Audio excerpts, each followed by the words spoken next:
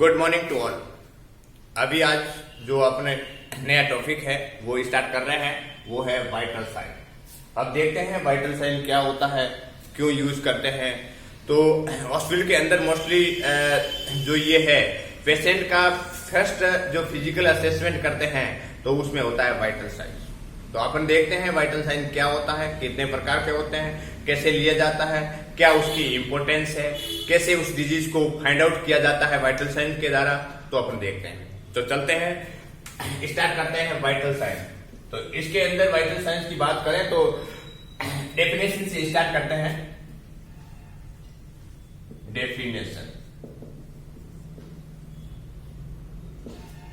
Definition की बात करें, वाइटल साइन आर, यहां से लिखिएगा,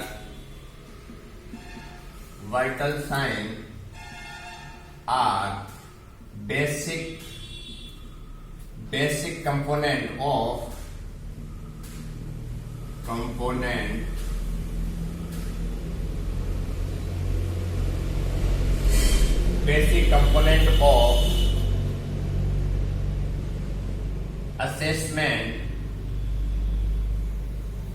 assessment of physiological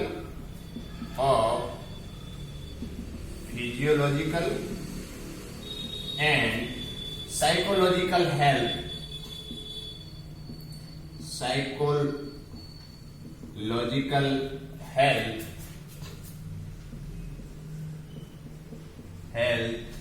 of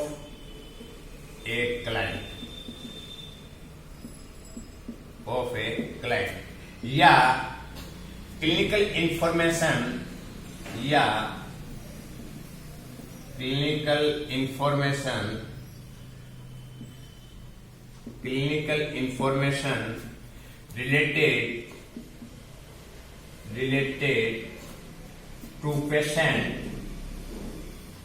related to patient vital organ। ठीक, उसके बाद में जो वाइटल साइन को किस नाम से जाना जाता है, vital sign also, next, vital sign also called cardinal sign.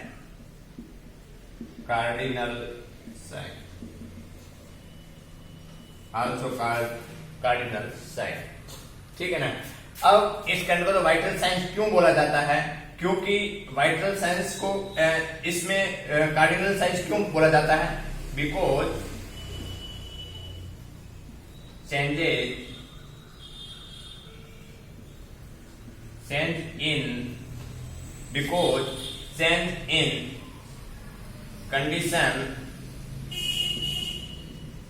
in condition of client can be detected by these sign। अब देखते हैं क्या लिखा हुआ है, उसके बारे में पढ़ते हैं अपन एक इसमें थोड़ा टाइम लगेगा। वाइटल साइंस का वीडियो है, यदि लंबा बन जाए तो कोई दिक्कत नहीं है। बेसिक से लेकर के अपन एक टॉप रैंक तक की इसमें बात करेंगे ताकि किसी भी प्रकार का कोई दिक्कत ना हो। तो स्टार्ट करते हैं। वाइटल साइंस की बात करें, डेफिनेशन की बात करें तो vital signs are a basic component of the assessment. यहाँ पे वाइटल साइंस का मतलब है एक पेशेंट का एक क्लिनिकल इंफॉर्मेशन, बेसिक इंफॉर्मेशन ली जाती है जिसमें physiological and psychological health of the client, patient की फिजिकल एक्टिविटी के अकॉर्डिंग, पेशेंट के साइकोलॉजिकल एक्टिविटी के अकॉर्डिंग उसका एक हेल्थ असेसमेंट किया जाता है, वो वाइटल साइन कहलाता है। दूसरी, the clinical information related to patient vital organ, यह क्लिनिकल इंफॉर्मेशन प्रोवाइड किया जाता है। एक क्लिनिकल इंफॉर्मेशन जैसे कि related to vital organ, vital organ के अंदर कौन कौन से आएंगे, kidney, brain, lungs, blood vessels, blood, ये वाइटल ऑर्गन है। ये बॉडी के वाइटल ऑर्गन है और उस वाइटल ऑर्गन के अंदर किस प्रकार का डेविएशन पाया गया है, क्या किस प्रकार का चेंजेस है, तो उसको फाइंड आउट करने के लिए वाइटल साइंस लिए जाते हैं। तो क्लिनिकल इंफॉर्मेशन प्राप्त कर रहे हैं, अपन क्लिनिकल इंफॉर्मेशन को देख रहे हैं, उस क्लिनिकल इंफॉर्मेशन को देख करके तो बता सकते हैं कि patient is suffering from the hypertension, patient is suffering from the hypertension, या patient is suffering from the tachycardia या ब्रेडिकार्डिया। तो उस कंडीशन के अंदर वाइटल साइंस इज इंपॉर्टेंट। या patient is suffering from the severe fever, तो कैसे मालूम करेंगे? या तो उसके साइन सिम्टम देखेंगे, उसके लक्षण देखेंगे, या उसको वाइटल साइंस लेंगे। तो अब देखते हैं clinical information related to patient vital organ या vital sign also is a cardinal signs. ये कार्डिनल साइंस के नाम से भी जाना जाता है, क्योंकि because change in the condition of the client can be detected by this sign. जैसे ही कोई भी ऑर्गन के अंदर चेंजेज आएंगे, जैसे ही किसी भी प्रकार का कोई चेंजेज आ गया, तो उस कंडीशन के अंदर वाइटल साइन लेंगे तो उसमें मालूम पड़ जाएगा। इसलिए ये कार्डिनल साइन है, ये डिजीज को फाइंड आउट करने के लिए तुरंत इंफॉर्मेशन प्रोवाइड कर सकते हैं अपन। तो ये हो गया है vital science. Vital signs is the basic component होता है assessment of the physiology and psychological health को असेसमेंट करने के लिए किया जाता है, और ये क्लिनिकल इंफॉर्मेशन प्रोवाइड की जा सकती है, जिसमें जिस प्रकार के जो वाइटल ऑर्गन है, जिसमें हम बताएं आपको कि वाइटल ऑर्गन है, किडनी है, ब्रेन है, लंग्स है, ब्लड वेसल्स है, तो उसकी एबनॉर्मलिटी को फाइंड आउट करने के लिए वाइटल साइंस एक इम्पोर्टेंट है। और उसके बाद में ये क्यों इम्पोर्टेंट है? क्योंकि जैसे ही बॉडी के अंदर ऑर्गन में एबनॉर्मलिटी आएगी, डेविएशन आएगा या चेंजेज आएंगे, तो वो जैसे ही उस वाइटल साइंस के द्वारा मालूम पड़ जाएगा। ठीक है ना? जैसे कि अपन देखते हैं कि फीवर है, तो फीवर थर्मोमीटर से अपन फीवर टेस्ट करेंगे, और जैसे ही मालूम करेंगे तो उससे मालूम पड़ जाएगा कि हाँ उसको फीवर है। या ब्लड प्रेशर है, बीपी इंस्ट्रूमेंट है, तो बीपी इंस्ट्रूमेंट से जैसे बीपी चेक करेंगे, कम है ज्यादा है मालूम पड़ जाएगा। तो ये एक बहुत ही इंपॉर्टेंट क्लिनिकल इंफॉर्मेशन मिल रही है, उससे पेशेंट का डायग्नोसिस, डिजीज की डायग्नोसिस करने के लिए हेल्प मिलेगी। तो ये इंपॉर्टेंट है वाइटल साइन। ठीक है, अब देखते हैं कौन कौन से वाइटल साइन होते हैं, उसके बारे में अपन बात करते हैं। देखिएगा,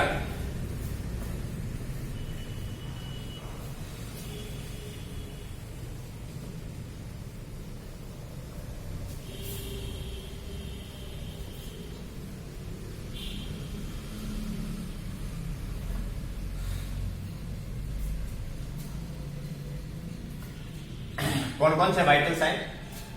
body temperature, body temperature, body temperature एक नंबर।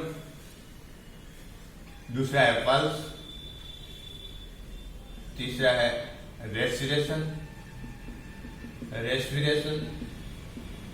और चौथे नंबर पे है ब्लड प्रेशर।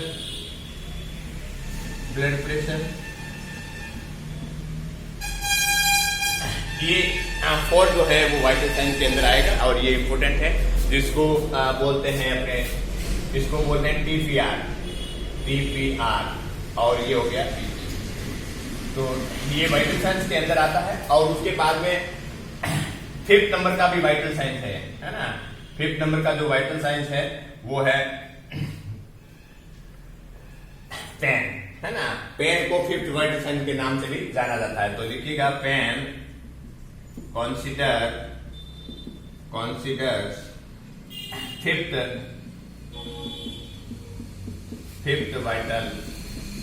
vital sign। ठीक है ना? 5th वाइटल साइंस के नाम से भी जो वाइटल साइंस है वो कौन सा है? पेन, है ना? पेन है वो 5th वाइटल साइन के अंदर आएगा। तो उसके बाद में भी बात करें तो वो ऑक्सीजन भी होता है, लास्ट में जो 6 पॉइंट होता है वो ऑक्सीजन होता है। तो सबसे पहले अपन बात करते हैं कि वाइटल साइन कितने होते हैं। तो ये वाइटल साइन की बात करें तो इंपोर्टेंट ये जो होते हैं बॉडी टेम्परेचर, पल्स और रेस्पिरेशन और ब्लड प्रेशर। ठीक है ना? बट उसके बाद में pen considered 5th vital sign के रूप में भी माना गया है। और ये पेन है, ये न्यूरोलॉजिकल स्टेटस के देखने के लिए, है ना? जैसे पेशेंट बहुत सारा जो कोमा में है, ठीक है ना। तो उस कंडीशन के अंदर उसको वाइटल साइंस कैसे लेंगे, तो उस कंडीशन के अंदर उसको यहाँ से पिन सुबाएंगे, तो जिससे जैसे ही वो कॉन्शियस में होगा तो उस कंडीशन के अंदर वो थोड़ा कुछ चेंजेस देखने को दे सकता है, या आंख खोल सकता है, या कुछ मूवमेंट कर सकता है। तो पेन एक वाइटल साइंस के अंदर आता है, तो ये 5th वाइटल साइंस के अंदर माना गया है, ठीक है ना। उसके बाद में 6 नंबर का जो होगा वो ऑक्सीजन होगा, ऑक्सीजन से। अब ये वाइटल साइन है, ये कैसे लेते हैं, क्या करते हैं, इसमें क्या प्रोसीजर होता है, तो उसके बारे में अपन बात करते हैं। एक एक को लेंगे और उसको अपने एक एक हिसाब से स्टडी करते हैं। तो देखिएगा, सबसे पहले है बॉडी टेम्परेचर। सबसे पहले क्या है, बॉडी टेम्परेचर। Body temperature. अब ये देखो, टेम्परेचर का मतलब होता है तापमान, है ना। तो बॉडी के अंदर जो तापमान होता है तो ये कैसे होता है, देखो इसमें स्टार्ट करते हैं, इसका डेफिनेशन से स्टार्ट करते हैं। डेफिनेशन, बॉडी टेम्परेचर क्या है, तो उसका डेफिनेशन की स्टार्ट करें। It may be defined as, लिखेगा it may be defined as, it may be defined as the degree of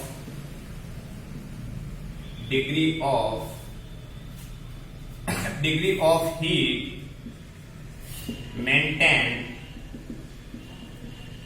maintained by the body, ठीक है। ये एक डेफिनेशन हो गया। दूसरा डेफिनेशन है, दूसरा लाइन लिखिएगा, it is the balance, it is the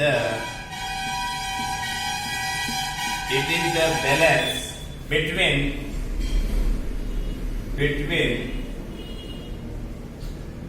between heat production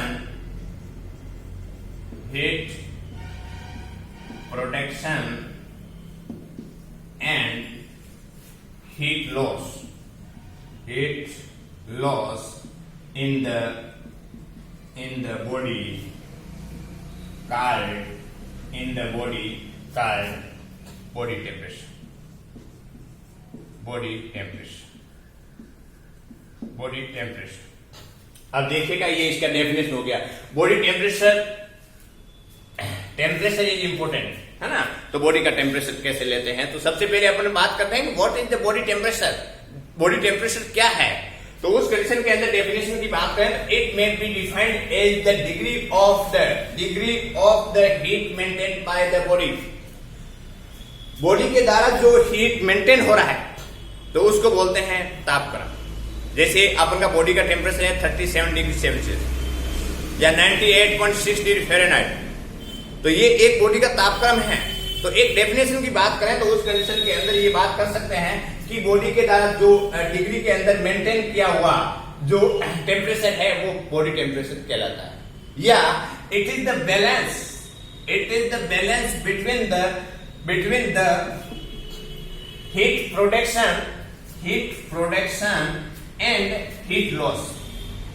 इनके बीच के जो बैलेंस होता है, जैसे मान लीजिए बॉडी के अंदर हीट का प्रोडक्शन होता है, उत्पन्न होता है, उसके और हीट लॉस हो रहा है, उसके बीच का जो बैलेंस होता है वो बॉडी टेम्परेचर कहलाता है। यदि ये दोनों ही एबनॉर्मल हो जाएंगे तब तो दिक्कत हो जाएगी। मान लीजिए हीट का प्रोडक्शन हो रहा है, बॉडी के अंदर लॉस नहीं हो रहा है, तो उस कंडीशन के अंदर पेशेंट को बहुत बॉडी के अंदर हीट रहेगा।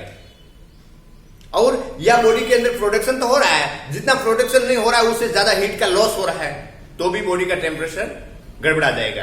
तो इसका मतलब यह है कि it is the balance between the heat production and heat loss of the body called is the body temperature. अब देखिएगा, एक मेडिकल टर्म के अंदर बात करें तो हीट का प्रोडक्शन होता है, उसको बोलते हैं थर्मोजेनेसिस।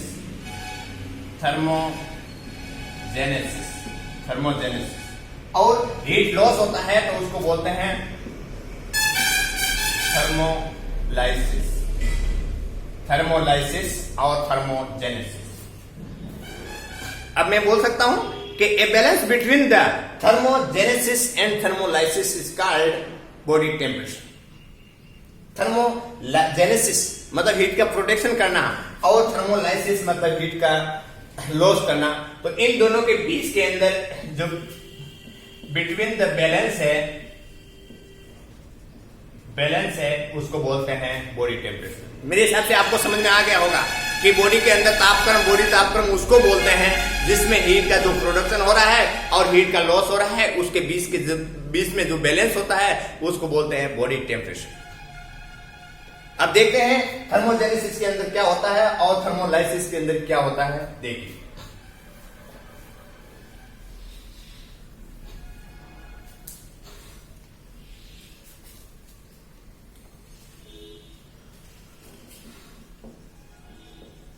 थर्मोजेनेसिस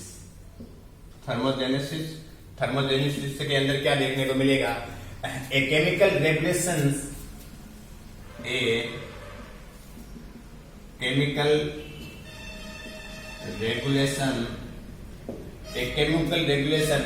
by the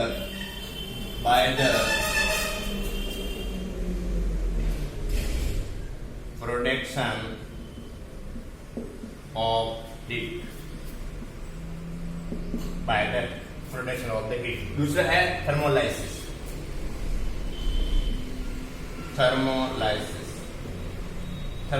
के अंदर क्या होगा, a physical regulation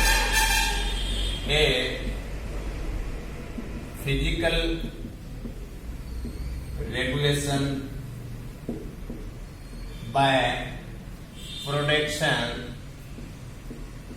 production of heat loss।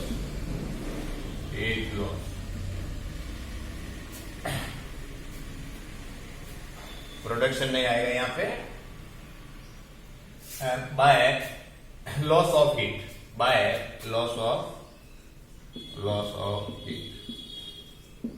ये हो गया। अब देखिएगा कि थर्मोजेनेसिस के अंदर क्या होता है।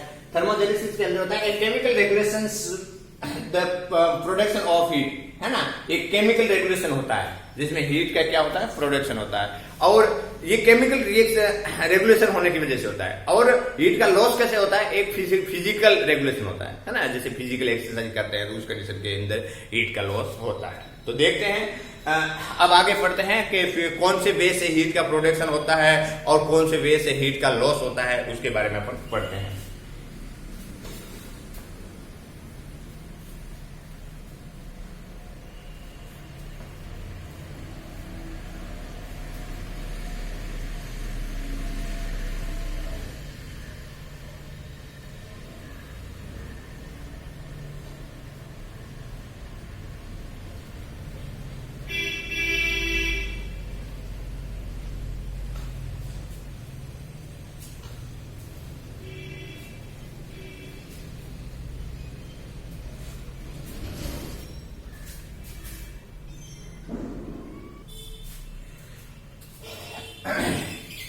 अब अपन पढ़े हैं बॉडी टेम्परेचर का डेफिनेशन कि बॉडी टेम्परेचर क्या होता है।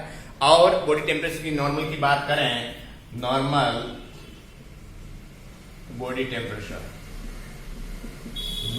टेम्परेचर कितना होता है, 98.6 डिग्री फ़ारेनहाइट या 37 डिग्री सेल्सियस, ये होता है नॉर्मल, ठीक है ना।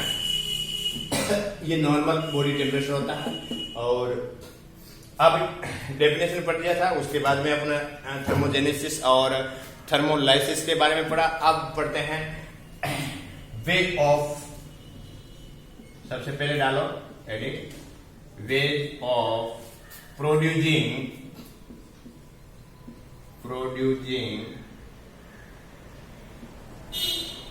Of heat, heat in the body। कौन कौन सी कंडीशन के अंदर हीट का क्या होता है, प्रोडक्शन होता है, ठीक है ना। तो हीट का प्रोडक्शन के लिए जो होता है, फर्स्ट होता है ऑक्सीडेशन ऑफ फूड। इस ऑक्सीडेशन ऑफ फूड को बोलते हैं मेटाबॉलिज्म ऑफ फूड, है ना। तो अब देखते हैं ऑक्सीडेशन ऑफ फूड को क्या बोलते हैं या कैसे करते हैं, इसको कैसे इस द्वारा हीट का प्रोडक्शन होता है। तो अपना जो टॉपिक है, जो बॉडी टेम्परेचर, उसके अंदर हीट का प्रोडक्शन और हीट का लॉस हो रहा है, तो उसको मेंटेन रखने के लिए जो बीच का जो बैलेंस होता है उसको बॉडी टेम्परेचर बोलते हैं। और अपन देखते हैं कि कौन कौन सी कंडीशन के अंदर हीट का प्रोड्यूसिंग हो रहा है या हीट का उत्पादन होता है। तो सबसे पहले हीट का जो प्रोडक्शन होगा वो ऑक्सीडेशन ऑफ द फूड के द्वारा होगा। तो देखिएगा इस कंडीशन के अंदर ऑक्सीडेशन ऑफ द फूड, है ना, तो फूड का क्या हो रहा है, मेटाबॉलिज्म हो रहा है, और उस मेटाबॉलिज्म होने की वजह से क्या होता है, फूड के में से हीट का प्रोडक्शन होता है। तो जैसे देखिएगा, आपने पढ़ा भी होगा 1 ग्राम कार्बोहाइड्रेट, 1 ग्राम कार्बोहाइड्रेट है तो उसके कितना ग्राम किलो कैलोरी हीट का प्रोडक्शन होगा, 4 kilo calorie of heat, kilo calorie of heat का प्रोडक्शन होगा। ठीक है, दूसरा है 1 ग्राम प्रोटीन है, 1 ग्राम प्रोटीन है तो उस कंडीशन के अंदर कितना किलो कैलोरी हीट का प्रोडक्शन होगा, 9 kilo calorie of heat. Basic है ये। और 1 ग्राम प्रोटीन के अंदर 4, है ना, 1 ग्राम जो फैट है उसके द्वारा कितना हीट का प्रोडक्शन होगा, 9 किलो कैलोरी ऑफ हीट। तो ये हो गया हीट का प्रोडक्शन होता है जिससे ऑक्सीडेशन ऑफ द फूड, है ना, ऑक्सीडेशन ऑफ द फूड की वजह से हीट का क्या होता है, प्रोडक्शन होता है। तो इसके अंदर 1 ग्राम कार्बोहाइड्रेट से कितना होता है, प्रोटीन से कितना होता है, फैट से कितना होता है। तो उसके बाद में दूसरा है हीट का प्रोडक्शन के लिए, ये हो गया 1 नंबर और ये है 2 नंबर। 2 नंबर के अंदर लिखिएगा specific dynamic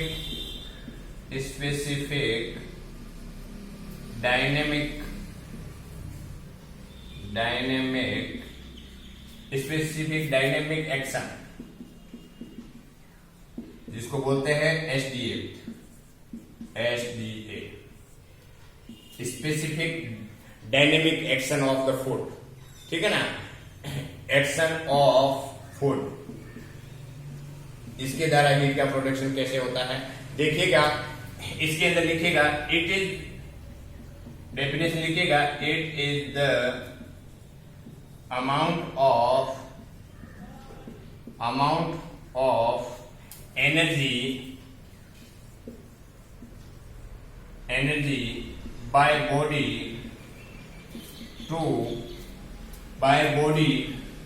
break down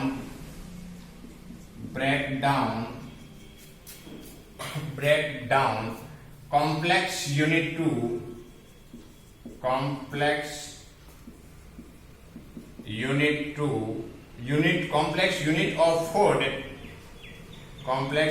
of food into its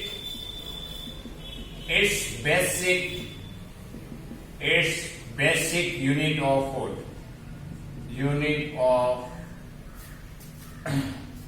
food called SDA। ठीक है,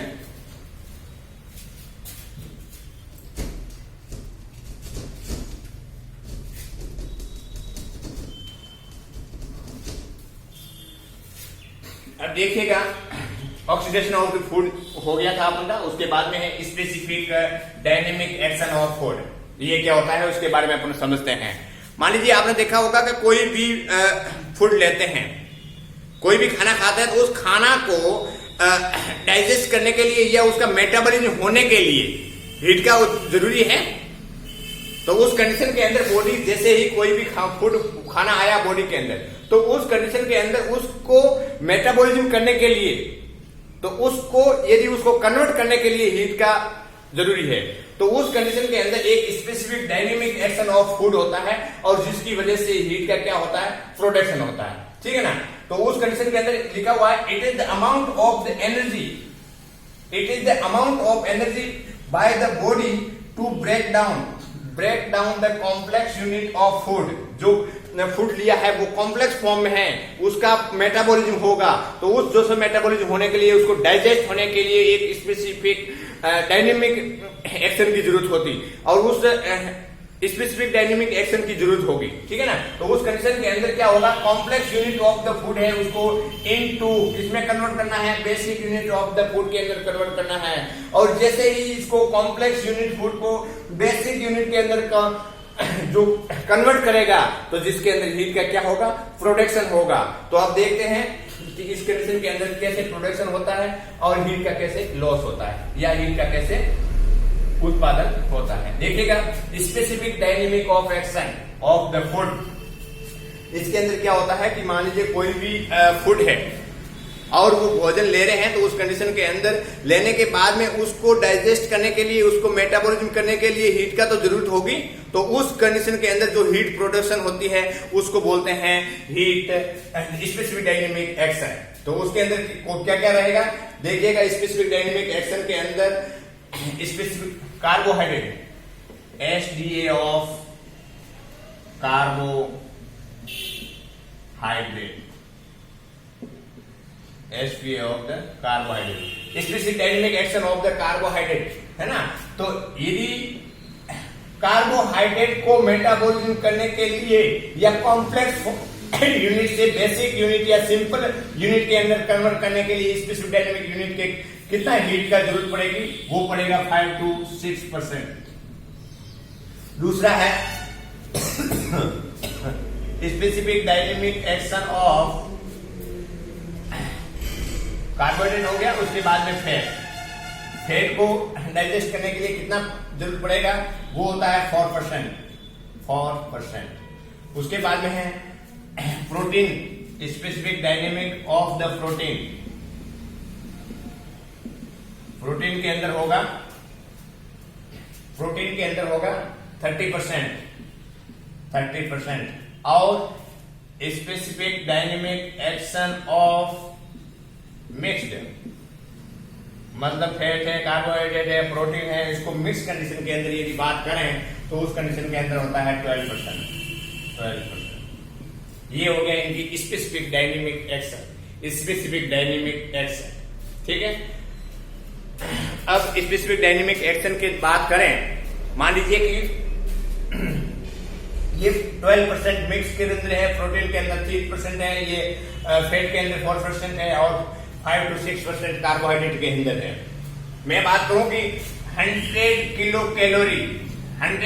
कैलोरी को स्पेसिफिक डायनेमिक एक्शन के लिए बात करें, तो एक कॉम्प्लेक्स यूनिट को एनर्जी बनाने के लिए इसमें कितना जरूरत पड़ेगा, जैसे 30% पड़ा है, ठीक है ना। स्पेसिफिक डायनेमिक एक्शन उसको बोलते हैं, ठीक है। तो 100 में से कितने परसेंटेज उसको जो कॉम्प्लेक्स फॉर्म को सिंपल फॉर्म के अंदर कन्वर्ट करने के लिए बॉडी के अंदर हीट का रिक्वायरमेंट होता है, उसको बोलते हैं स्पेसिफिक डायनेमिक एक्शन। उसके बाद में तो स्पेसिफिक डायनेमिक एक्शन होगा तो हीट का प्रोडक्शन होगा। सबसे पहले था ऑक्सीडेशन ऑफ द फूड की वजह से हीट का प्रोडक्शन हो रहा है। दूसरा हो रहा है स्पेसिफिक डायनेमिक एक्शन, जिसमें हीट का प्रोडक्शन होता है। अब तीसरा होता है एक्सरसाइज,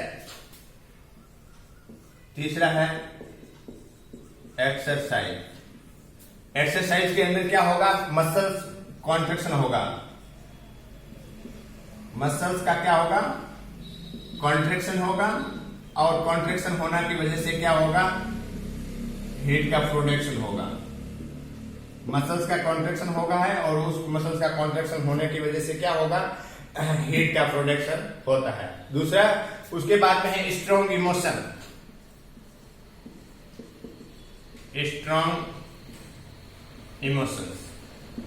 स्ट्रॉन्ग इमोशन की वजह से भी क्या होगा, हीट का प्रोडक्शन होता है। जैसे बहुत सारे जैसे एंजाइटी होती है, तो उस कंडीशन के अंदर हीट का प्रोडक्शन बॉडी के अंदर से प्रोडक्शन होता है। उसके बाद में है हार्मोनल इफेक्ट, 5th नंबर पे है हार्मोनल इफेक्ट। तो हार्मोनल इफेक्ट की वजह से जैसे थायराइड हार्मोन है, thyroid hormone and adrenal hormone, adrenal hormone. तो थायराइड हार्मोन है या एड्रिनल हार्मोन है, इसकी वजह से भी क्या होता है, हीट का प्रोडक्शन होता है। जैसे कि इसका काम क्या होता है, थायराइड हार्मोन का क्या काम होता है, metabolism of the food, metabolism of food, food का क्या करना है, मेटाबॉलिज्म करेगा। तो जितना फूड का मेटाबॉलिज्म होगा तो हीट का क्या होगा, प्रोडक्शन होगा। तो इस कंडीशन के अंदर यदि थायराइड हार्मोन और एड्रिनल हार्मोन की एक्टिविटी यदि इंक्रीज हुई है तो उस कंडीशन के अंदर बॉडी के अंदर हीट का क्या होगा, प्रोडक्शन होगा। उसके बाद में अपन बात करते हैं डिजीज कंडीशन।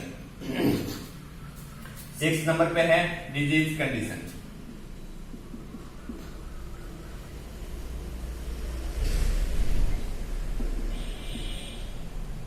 डिजीज कंडीशन,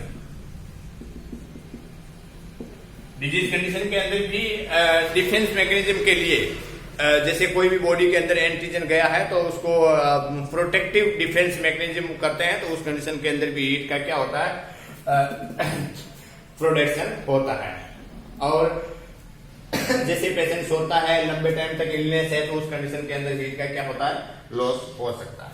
ठीक है, तो हीट का प्रोडक्शन की या way of the producing of the heat, जिसके अंदर सबसे पहले था ऑक्सीडेशन ऑफ द फूड, ये अपने आप का हो गया ऑक्सीडेशन ऑफ फूड, फूड का ऑक्सीडेशन हो रहा था, उस कंडीशन के अंदर हीट का प्रोडक्शन हुआ। दूसरा SDA, specific dynamic action of the food, जिसके कारण क्या होता है कि उसको कॉम्प्लेक्स यूनिट को सिंपल यूनिट के अंदर कन्वर्ट करने के लिए बॉडी के अंदर क्या है, हीट का जरूरत पड़ती है और हीट का क्या होता है, प्रोडक्शन होता है। उसके बाद में तीसरा है इमोशंस, इमोशन की वजह से भी हीट का प्रोडक्शन होता है। और उसके बाद में होता है स्ट्रॉन्ग इमोशंस हो गया, और उसके बाद में है हार्मोनल इफेक्ट, हार्मोनल इफेक्ट। तो हार्मोनल की इफेक्ट की वजह से भी हीट का क्या होता है, प्रोडक्शन होता है। और उसके बाद में होता है डिजीज कंडीशन, तो जिसकी वजह से हीट का प्रोडक्शन होता है। अब देखो ये सब कंडीशन के अंदर हीट का प्रोडक्शन होता है, तो अब हीट का लॉस कौन कौन सी कंडीशन के अंदर देखने को मिलेगा, उसके बारे में अपन बात करते हैं। देखिए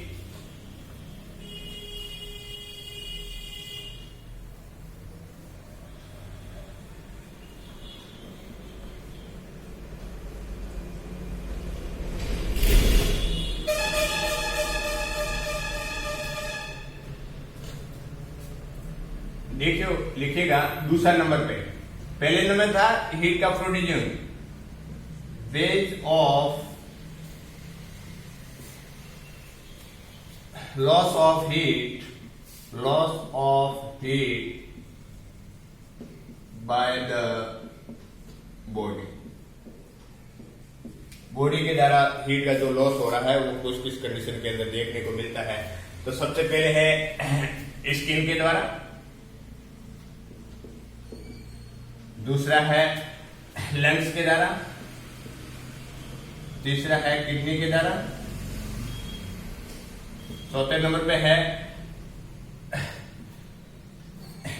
जीआई गैस्ट्रोइंटेस्टाइनल ट्रैक्ट के द्वारा। तो इस कंडीशन के अंदर यह क्या होगा, हीट का क्या होगा, लॉस होगा। अब देखिएगा हीट का लॉस होता है तो जैसे गैस्ट्रोइंटेस्टाइनल, जैसे कि स्टूल पास किया तो उस कंडीशन के अंदर हीट का लॉस होगा, स्टूल के साथ में हीट जो बाहर जाएगी। दूसरा है किडनी के थ्रू है तो वो यूरिन के थ्रू है जो हीट का क्या होगा, लॉस होगा। उसके बाद में लंग्स के द्वारा भी हीट का क्या होता है, लॉस होता है, जिसमें एयर मूवमेंट होता है, जिसमें हीट क्या है, बाहर निकलता है। और उसके बाद में है heat loss by the skin. अब heat loss by the skin एक इंपॉर्टेंट है कि किस कंडीशन के अंदर स्किन के द्वारा भी हीट का लॉस होता है। तो अपन देखते हैं heat loss by skin.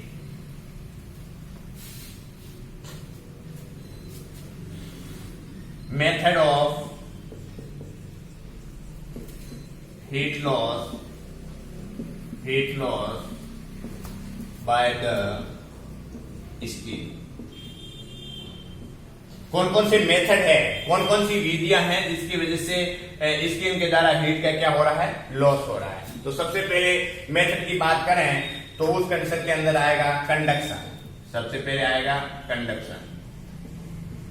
Conduction देखिएगा, कंडक्शन। अब कंडक्शन के अंदर क्या होता है उसका डेफिनेशन लिखिएगा, heat loss bye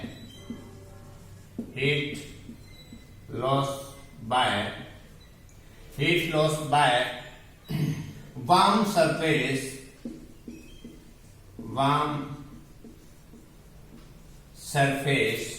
to cool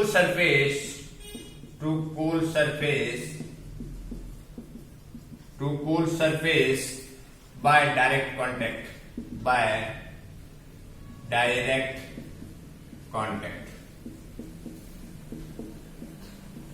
इसके द्वारा हीट का लॉस होगा। ठीक है, उसके बाद में दूसरा की पॉइंट लिखिएगा, 3% ऑफ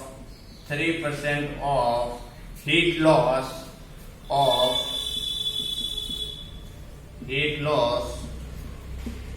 बाय दिस मेथड।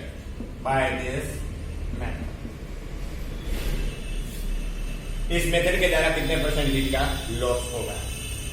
अब देखिएगा कंडक्शन, सबसे पहले मेथड है हीट का जो लॉस हो रहा है वो कंडक्शन मेथड के द्वारा हो रहा है। तो उस कंडीशन के अंदर, कंडक्शन मेथड के अंदर क्या देखने को मिलेगा,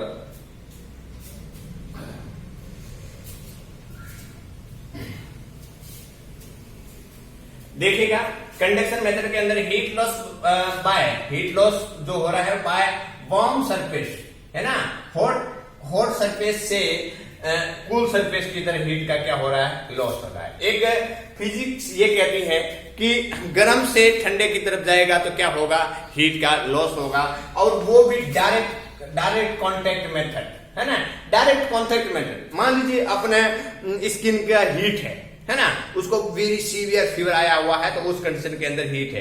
अब हीट का किस प्रकार से लॉस करवाना है, तो ये डायरेक्ट कांटेक्ट से, जैसे गर्म है तो यहाँ पे क्या है, कोल्ड स्पंज करेंगे, है ना, तो उस कंडीशन ठंडा कपड़ा रखेंगे तो उस कंडीशन के अंदर स्पंज करेंगे, है ना, तो उस कंडीशन के अंदर हीट का क्या होगा, लॉस होगा। तो कंडक्शन सिस्टम के अंदर heat loss by the warm surface और to cool surface by the direct contact होता है, तो उस कंडीशन के अंदर हीट का क्या होता है, लॉस होता है। 3% of the heat loss by this method 3% होता है।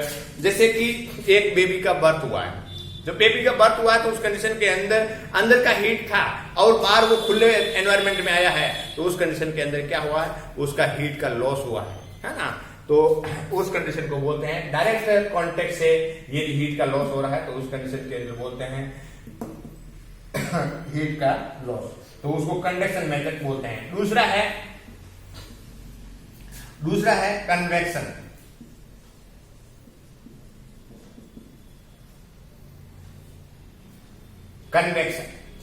अब देखिएगा कन्वेक्शन के अंदर क्या होता है, हीट लॉस बाय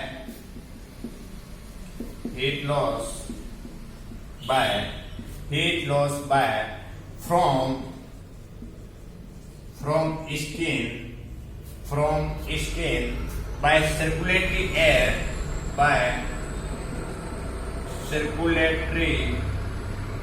air या velocity of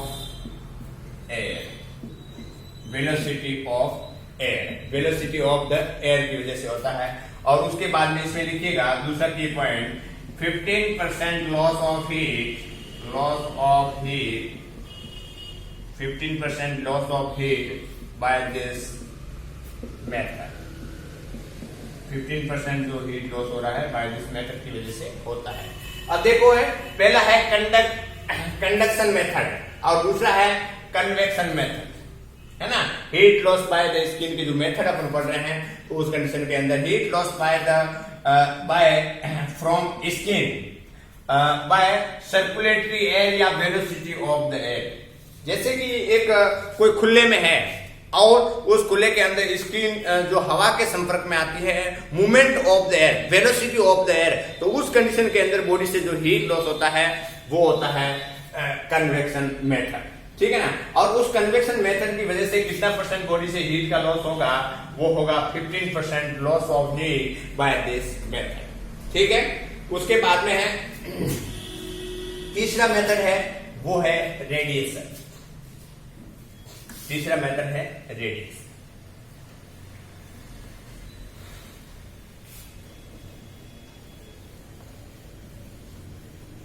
तीसरा मेथड कौन सा है, रेडिएशन।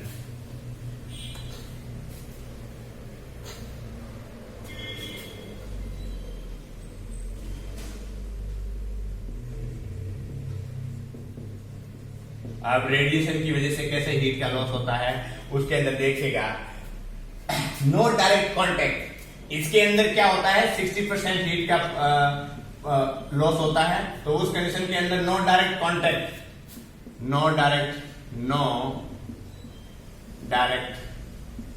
कांटेक्ट, न उसका डायरेक्ट कांटेक्ट है, no direct movement, air movement हो रहा है, no direct air movement, no direct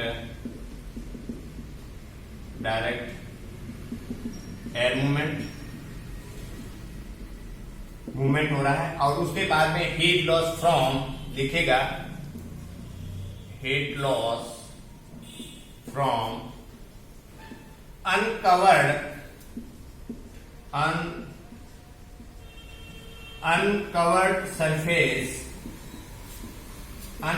surface to cool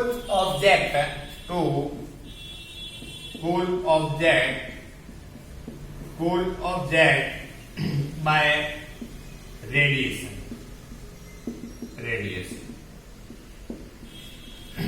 इसके द्वारा होता है। और इसके बाद में 60% heat loss by this method, ठीक है। इसके अंदर क्या होता है, रेडिएशन। देखिएगा, रेडिएशन के अंदर बात करें, नो डायरेक्ट कांटेक्ट। यदि डायरेक्ट कांटेक्ट हो रहा है तो उस कंडीशन के अंदर अपन बोल सकते हैं कंडक्शन है। और नो डायरेक्ट एयर मूवमेंट, कोई मूवमेंट का भी एयर नहीं होता है। अब नो डायरेक्ट कांटेक्ट है, न एयर का मूवमेंट है, तो किस कंडीशन के अंदर है, तो देखिएगा, heat loss from the uncovered surface to cool object by the radiation. इसका मतलब ये हुआ है कि मान लीजिए अपन सोए हुए हैं, सर्दी के मौसम में सोए हुए हैं और रजाई ओढ़ा हुआ है, ठीक है। तो जैसे ही रजाई अपन सोए हुए हैं और रजाई वहां से हट गई है, तो उस कंडीशन के अंदर अनकवर्ड हो गए। तो उस कंडीशन के अंदर कूल ऑब्जेक्ट है, जो ठंडी है, ठंडा है, दीवार ठंडी है, उस कंडीशन के अंदर यहां से हीट का लॉस होगा कि नहीं होगा, होगा। बॉडी के अंदर अपन को ठंड लगेगी और हीट का क्या है, वो बाहर निकलेगी। तो हीट का क्या होगा, लॉस होगा। तो वो बोलते हैं रेडिएशन। तो रेडिएशन के अंदर क्या हुआ, uncovered surface to cool object by the radiation. जैसे कि सोए हुए हैं और उसमें कंबल ओढ़ा हुआ है, और सर्दी के अंदर यदि वो कंबल हट गया है, तो उस कंडीशन के अंदर वहां सर्दी बहुत ज्यादा है, और उस कंडीशन के अंदर अपन की दीवार है वो क्या है, ठंडी है। तो उस कंडीशन के अंदर बॉडी गर्म है, दीवार ठंडी है, और उसकी वजह से क्या है, वो रेडिएशन की वजह से 1% हीट का क्या होगा, लॉस होगा। तो इस कंडीशन के अंदर यदि हीट का लॉस की बात करें, तो 60% of heat loss by this method, इसके द्वारा हीट का लॉस होता है। उसके बाद में 4th नंबर पे है इवेपोरेशन।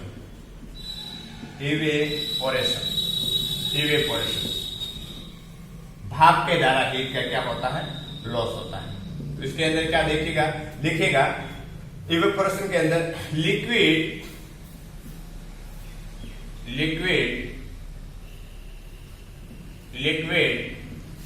होता है कन्वर्ट इनटू वेपर। लिक्विड होता है वो किसमें कन्वर्ट हो जाता है, लिक्विड कन्वर्ट किसमें हो जाता है, वेपर के अंदर। तो लिक्विड यदि कन्वर्ट के अंदर, वेपर के अंदर भाप बन करके हीट का क्या होता है, लॉस होता है। तो उसके अंदर होता है इवेपोरेशन। तो ये हो गया स्टीम मेथड के द्वारा हीट का क्या है, लॉस होने की कंडीशन है। और अब देखते हैं इसको कैसे याद करना है। अब सारी बातें देख लिया कि हीट रेडिएशन होता है, कंडक्शन होता है, कन्वेक्शन होता है, इवेपोरेशन होता है। तो अब देखते हैं, डेफिनेशन पढ़ लिया, एक एक लाइन को समझ लिया। बट कई बार क्या होता है कि क्वेश्चन आता है और क्वेश्चन के अंदर कंफ्यूजन हो जाता है कि उस कंडीशन के अंदर क्या होगा। देखिएगा, एक पहले था कंडक्शन, दूसरा था कन्वेक्शन, तीसरा था रेडिएशन और फोर्थ नंबर पे था इवेपोरेशन। अब कंडक्शन की वजह से कितना परसेंट था? 3%। इसकी वजह से था 22%, 3%, और इसकी वजह से था 15%, सॉरी। उसके बाद में रेडिएशन के है कितना परसेंट? 60%, और इसके अंदर कितना था? इवेपोरेशन की वजह से था 22%। इवेपोरेशन की वजह से कितना था? 22%। तो ये हुआ था हीट का लॉस कितने कितने परसेंटेज होता है। अब देखिएगा, इस कंडीशन के अंदर क्या होता था? डायरेक्ट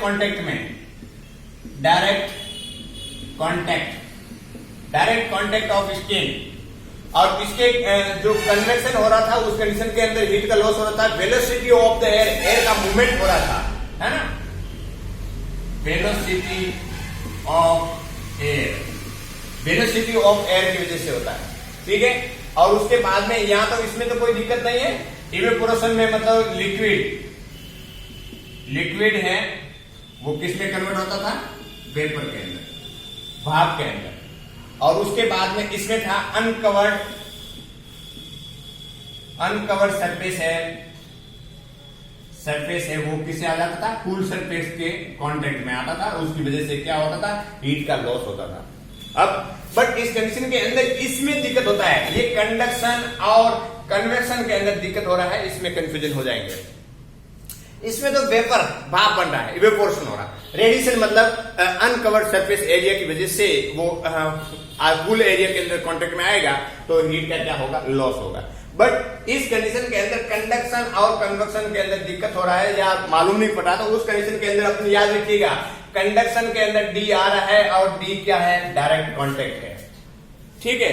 तो डी मतलब डायरेक्ट कांटेक्ट से, जैसे कोल्ड डिस्पेंस कर रहे हैं, है ना, तो उस कंडीशन के अंदर डायरेक्ट कांटेक्ट में आ रहे हैं हीट टू कोल्ड के अंदर, है ना।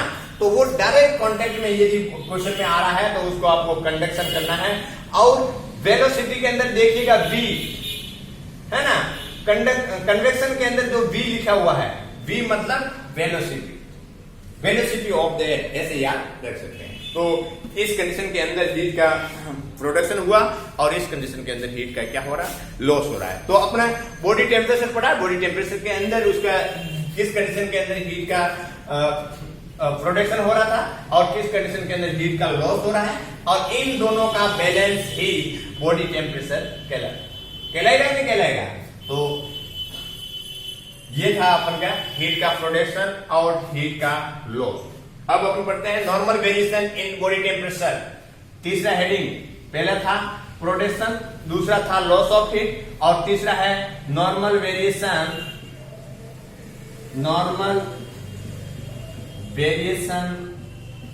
Of body temperature. अब नॉर्मल वेरिएशन बॉडी टेम्परेचर के अंदर कौन कौन सी कंडीशन के अंदर देखने को मिलता है, तो देखिएगा,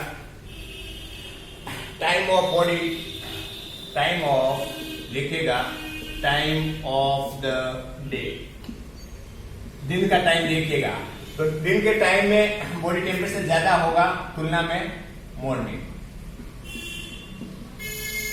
मॉर्निंग की तुलना में दिन के अंदर जो बॉडी टेम्परेचर है वो ज्यादा देखने को मिलेगा, ठीक है ना। और टाइम ऑफ द मंथ, उसके बाद में है time of the month of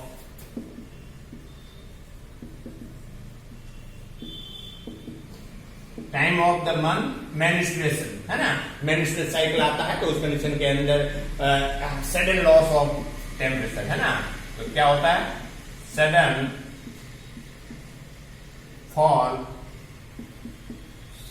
fall in temperature. Menstrual cycle आता है, उस कंडीशन के अंदर क्या होता है, sudden loss of the temperature होगा, और उसके बाद में क्या होगा, rise slowly after ovulation. Ovulation होता है, उस कंडीशन के अंदर क्या होगा, इट्स स्लोली क्या होगा, राइज होगा, ठीक है ना। और उसके बाद में क्या कब होगा, मैक्सिमम कब होगा, मैक्सिमम कब होगा, just before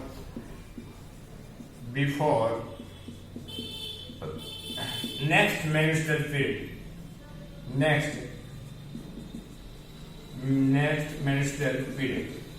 next menstrual period आएगा तो उस कंडीशन के अंदर राइज होगा।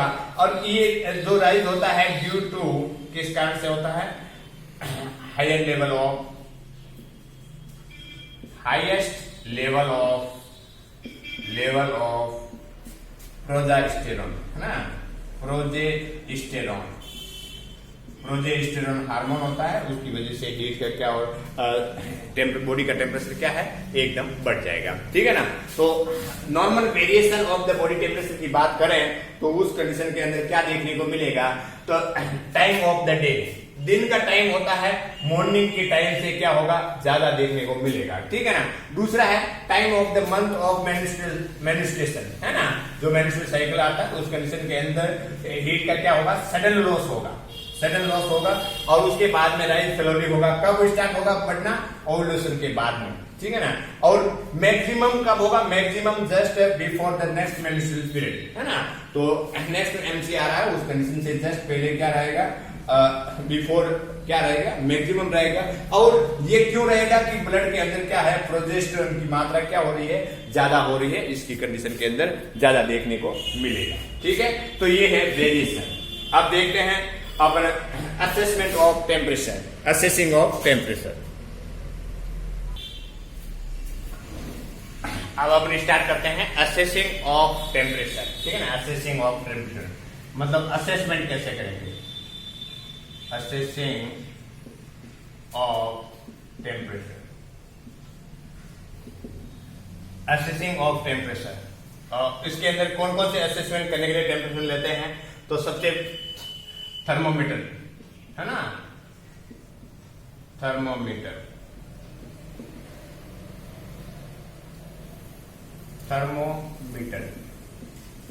अब देखते हैं थर्मोमीटर से तो असेस करते हैं टेम्परेचर को। तो थर्मोमीटर कितने प्रकार के हैं, टाइप्स ऑफ थर्मोमीटर। तो सबसे पहले थर्मोमीटर होता है क्लिनिकल थर्मोमीटर होता है, क्लिनिकल थर्मोमीटर। क्लिनिकल थर्मोमीटर को बोलते हैं ग्लास थर्मोमीटर, ग्लास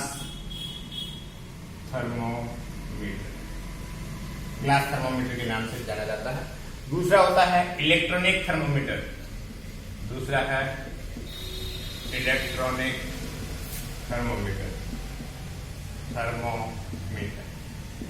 तीसरा है tympanic membrane thermometer,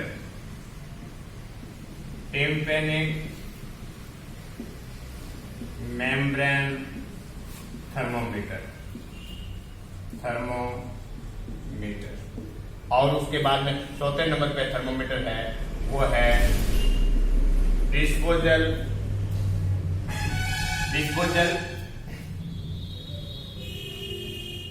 paper thermometer. तो मार्केट के अंदर बहुत सारे थर्मोमीटर मिलते हैं, उसके अकॉर्डिंग क्या करते हैं, टेम्परेचर को असेस करते हैं। तो देखिएगा इसके अंदर थर्मोमीटर की बात करें तो टाइप्स ऑफ थर्मोमीटर, जिसके अंदर क्लिनिकल थर्मोमीटर जो मोस्ट कॉमनली यूज किया जाता है और हॉस्पिटल के अंदर लिया जाता है, मोस्ट कॉमनली यूज, है ना। तो ये है मोस्ट कॉमनली यूज किया जाता है हॉस्पिटल के अंदर। तो वो क्लिनिकल थर्मोमीटर होता है, जिसका दूसरा नाम है ग्लास थर्मोमीटर, ठीक है। उस कंडीशन के अंदर दूसरा है इलेक्ट्रॉनिक थर्मोमीटर होता है, एक इलेक्ट्रॉनिक रीडिंग आती है जो मार्केट के अंदर मिलता है, तो वो होता है क्लिनिकल थर्मोमीटर। दूसरा है टिम्पेनिक मेम्ब्रेन थर्मोमीटर है। तो उस कंडीशन के अंदर यहाँ पे टिम्पेनिक मेम्ब्रेन आया है, tympanic membrane found in the year, है ना। तो कान के अंदर से भी टेम्परेचर लेने के लिए टिम्पेनिक मेम्ब्रेन थर्मोमीटर आता है और उससे लिया जाता है। दूसरा होता है डिस्पोजल पेपर थर्मोमीटर होता है, एक बार यूज किया और उसके बाद में डिस्कार्ड कर दिया। तो ये हो गया अपने असेसिंग ऑफ द टेम्परेचर, जिसमें थर्मोमीटर कितने प्रकार के थर्मोमीटर होता है। अब इसके बारे में अपन बात करेंगे, क्लिनिकल थर्मोमीटर है उसके बारे में अपन बात करेंगे। तो वो अपन नेक्स्ट जो पार्ट है उसके अंदर पढ़ेंगे। धन्यवाद।